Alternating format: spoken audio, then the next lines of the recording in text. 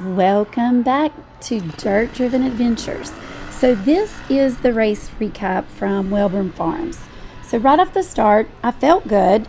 I was having a good day, but this is another fast track. And as you know, fast tracks just aren't my strong suit. However, I pushed as hard as I could and I tried to keep up with her. But I definitely am not going to bore you with watching all of my first lap because most of my first lap is just me trying to get out of the way of other faster riders. And so I skip right here to the start of my second lap. But once she got ahead of me, it was tough to keep up. So I just kept riding hard and hitting some sections pretty well. I was pretty pleased with myself. I definitely, during the race, which I didn't leave the video on for those, I cut those out, but I took a couple soil samples, some gravity checks along the way.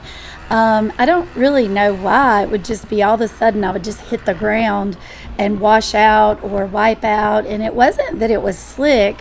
I think it was really from the lack of rain that things were just a little slicker and there was roots and I would just hit it at the wrong angle and wipe out.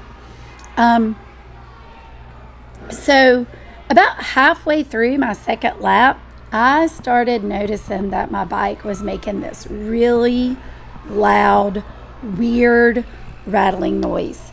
At first, my first instinct was that I thought it was my Rekluse and that it just needed to be adjusted because it'll sound like that when it's out of alignment or that it needs to be adjusted, and I'll tell Kenneth and he'll say, yeah, it needed to be adjusted.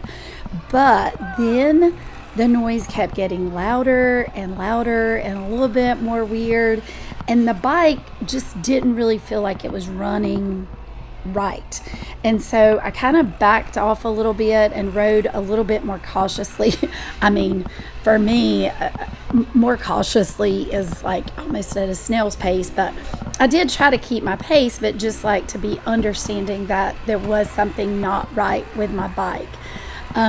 Here a little bit later in the video, when I come through scoring, getting ready to start my third lap, the bike completely kicked out of gear, which is really strange. And I had a really hard time getting it back into gear, and I was very hesitant when I started that lap. I almost pulled off and didn't start the lap, but I was like determined to finish. And about a mile in, I was very aware that my bike was not okay, and it started smoking, and I was in a little small part of the woods, so I just pulled over and I ended up calling Kenneth, and I knew right away when my bike was smoking as much as it was that was the smart choice. And I have another beta, but it is not operational. Plus, like, we've taken a lot of the parts off of that bike to help this bike to run or when things have messed up. So right now it's not operational at all, and I don't know that it ever will be because I blew it up several years ago. Overall though, even though I had to tap out of the race early, and it's a good thing I did because when we got back to the trailer, it was completely out of water and antifreeze. And so it's a good thing that I didn't push any further, or I might have blown my bike up completely. But overall, I had a really great, solid race before the bike issues. I felt good. I was pushing hard, and I'm really proud of how I rode.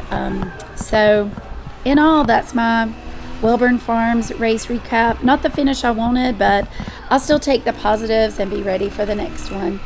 So thanks for watching. Don't forget to like, subscribe, and follow along for more Dirtback Adventures, race recaps, and behind the scenes moments at the racetrack. And if you really want to see all the racetrack, just follow me because I go slow enough you can catch all the corners, twists, and turns.